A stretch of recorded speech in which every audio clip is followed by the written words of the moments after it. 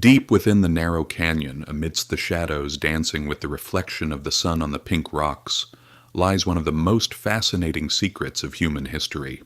Forgotten for centuries beneath the sands of the desert, this ancient city bears the traces of a civilization carved into stone, beyond the epics told by the Bedouins. The narrow tunnels, looking as if they are lost in a time tunnel, call you to the gates of a completely different world. Here is Petra, the pink city rising in the middle of the desert, the capital of the Lost Kingdom. Come, let us listen together to the thousands of years of history echoing within the walls of this magnificent city. Hidden for centuries in the shadows of a narrow canyon beneath the sands of the desert, this ancient city was to return to the world stage thanks to the curiosity of a Swiss man. The year is 1812. Johann Ludwig Burckhardt, wandering the region in Arab attire using the name Ibrahim, heard a legend from the lips of the local Bedouins, a city with pink walls, lost among the mountains. The moment Burckhardt heard this story, he knew he had to pursue it.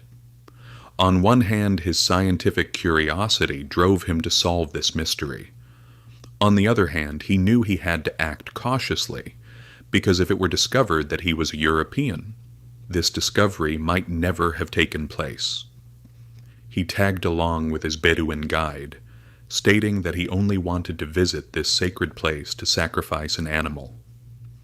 As they entered through the narrow pass, the sun was just rising.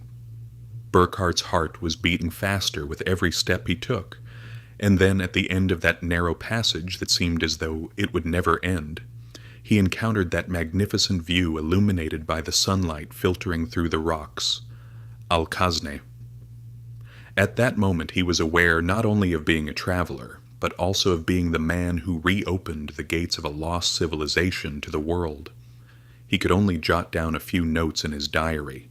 He had to act without showing too much excitement, without seeming too interested, as if he were just living an ordinary day. But deep down he knew that what he had just seen was one of the greatest discoveries in human history.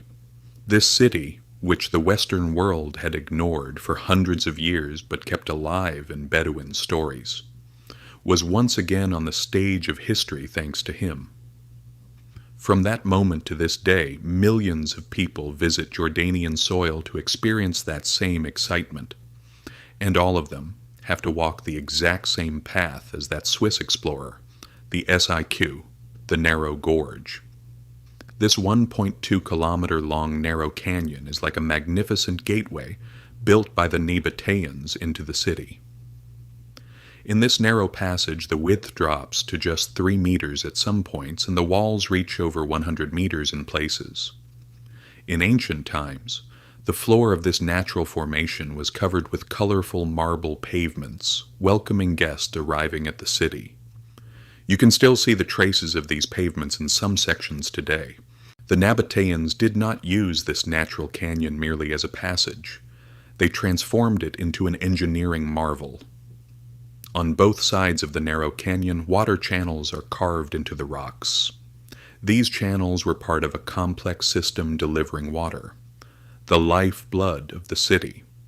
While the channel on the left carried clean water to the city, the one on the right collected rainwater. Archaeological studies show that this complex water system developed by the Nabateans had the capacity to meet the daily water needs of a population of 30,000. The Nabateans had created an oasis in the middle of the desert. As you walk, the niches still visible on the canyon walls catch the eye. Each of these housed sacred stone blocks, called beitols. Nabatean merchants used to offer sacrifices to these stones before embarking on long caravan journeys. And then, just like that exciting moment experienced by Burckhardt, as you pass through the narrowest point of the canyon, that image suddenly appears before you. The place that comes to everyone's mind when Petra is mentioned, Al-Kazne, which means treasury in Arabic. In the first light of morning, this 40-meter-high pink wall emerges like a curtain opening from the dark shadows of the narrow canyon. Designed according to the golden ratios of the Roman architect Vitruvius, the walls of the structure offer a visual feast in tones varying between salmon pink and crimson brown, depending on the angle of the sun. However, the magnificent façade of Al-Khazneh is actually just the introduction to a much more striking story.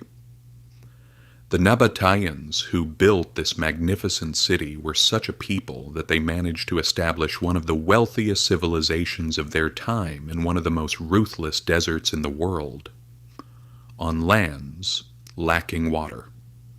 Coming to this region in the 6th century BC, the Nabateans were initially a nomadic tribe.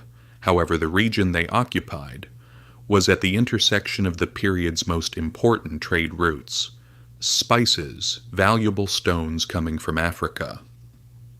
They began to manage the trade of all these goods. According to the records of the ancient historian Strabo, these people, who once lived only in tents, very soon became owners of a giant fortune. But what truly made the Nabateans special was their extraordinary achievements in water engineering. In this desert region, receiving only 15 centimeters of precipitation, they developed such a water distribution system that they could sustain a population of 30,000. According to the research of archaeologist Ueli Bellwald, there were over 200 water cisterns, hundreds of water channels, and a complex filtration system in Petra. Every drop of rainwater was collected, stored, and used wisely. The Nabateans were not only water engineers but also master architects. The reason they specifically chose this region for the construction of Petra was that the sandstone rocks were soft and easy to work with.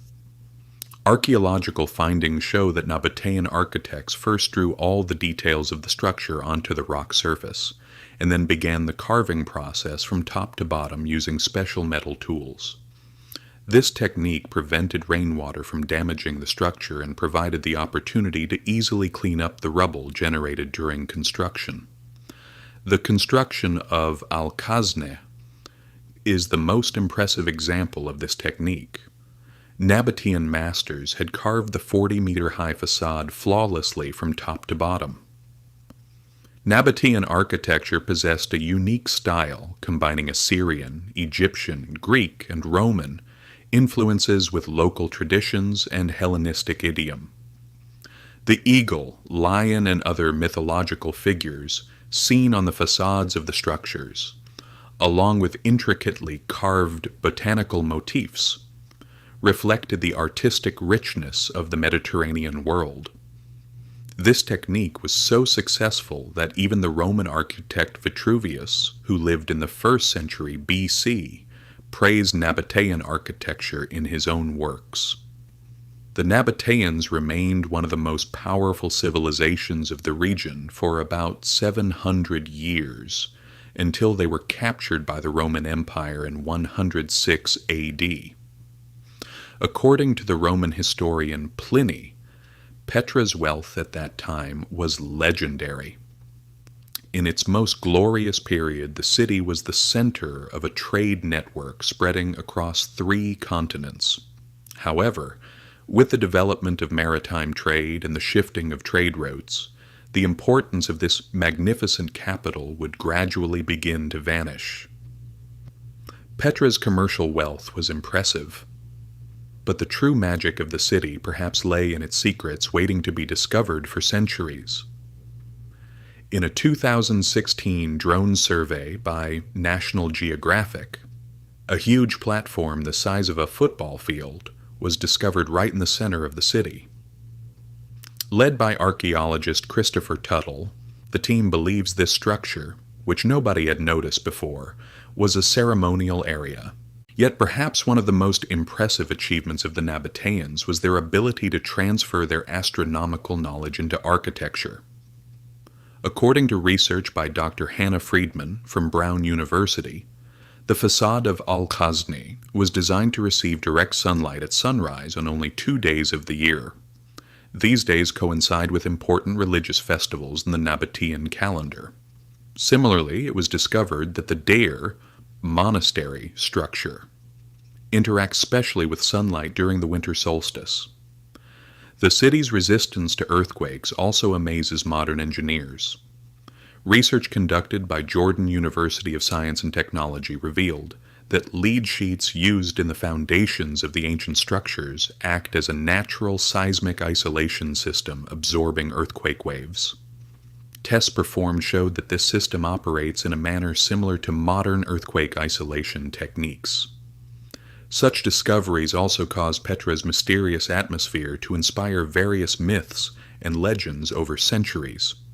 Some alternative theories suggest there is a gigantic treasury beneath Al-Khazni, a belief that can be seen in the lead marks on the structure's facade. Bedouins shot at the upper parts of the facade for centuries, believing there was a treasury inside, creating these marks. Although some researchers claim that the geometric arrangement and astronomical alignment of the structures carry mysterious messages, similarities with the geometry of the pyramids carry traces of a lost knowledge, according to some theorists. However, archaeologists state that these similarities can be explained by the common architectural techniques of the period. The techniques used in the construction of Petra also led to differing views.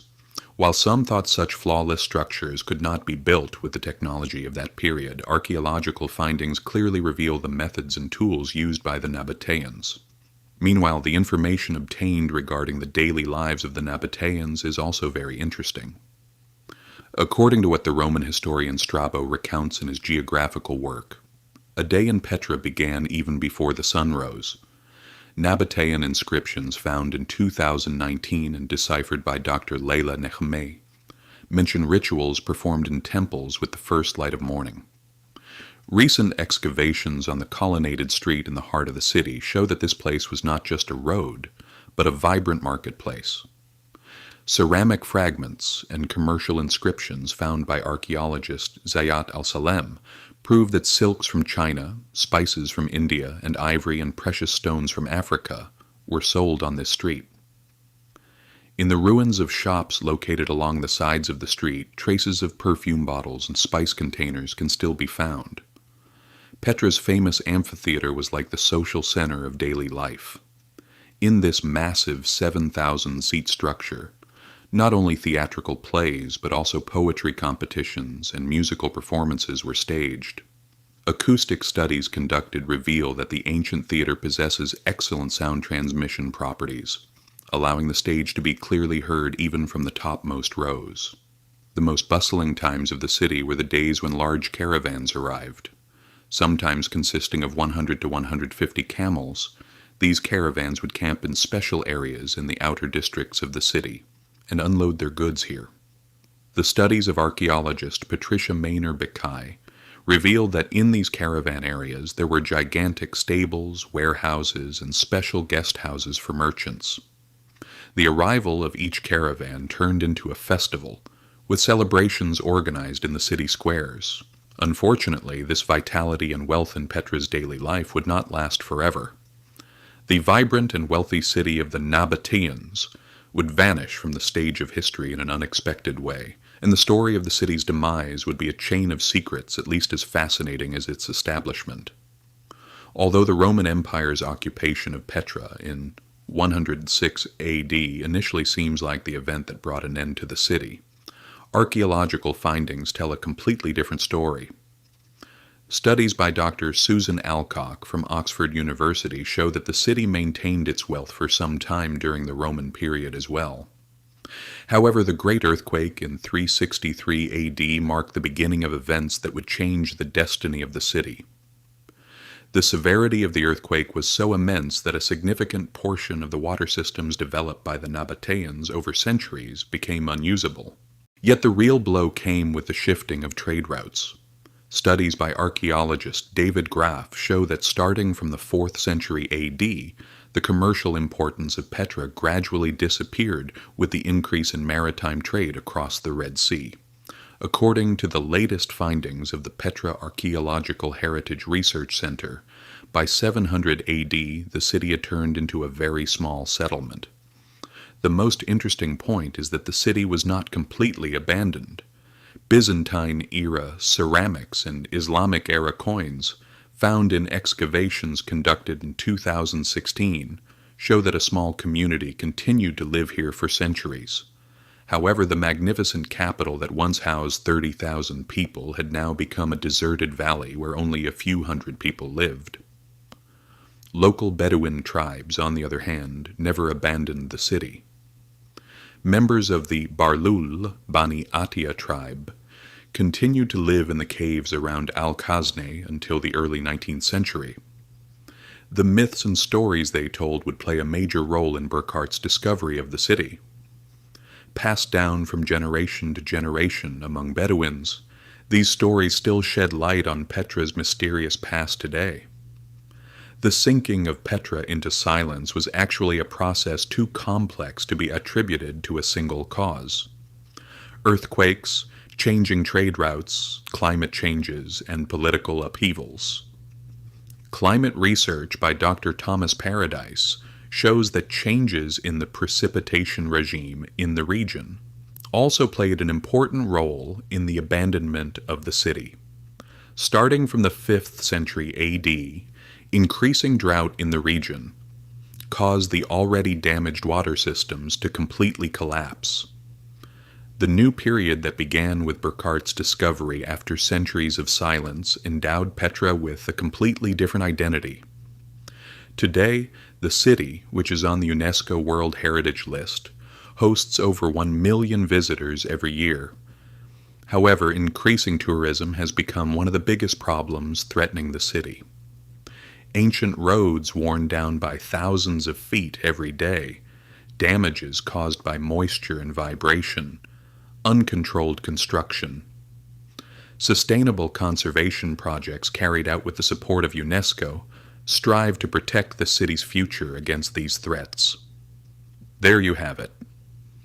A people who achieved the impossible in the middle of the desert 2,500 years ago built not just a city, but a civilization by carving the rocks. The Nabateans blended science, art, and architecture, so masterfully in their struggle against harsh, natural conditions that the works they created continue to amaze us today. Today, when you stand in front of Al-Khazneh and look up amid the light of the sun dancing on the pink rocks, you almost feel as though you can hear the footsteps of caravans that once passed through this valley, the bargains made in the markets, the laughter echoing in the theater. The secrets of Petra are perhaps why it captivates us so much, because every new discovery, every new research reminds us not only of the past, but also of the limitlessness of human potential. The story of this lost city is actually the story of all of us. The story of wondering, dreaming, trying the impossible, and most importantly, living in harmony with nature. This message coming through the narrow canyons of Petra is more valuable today than ever before,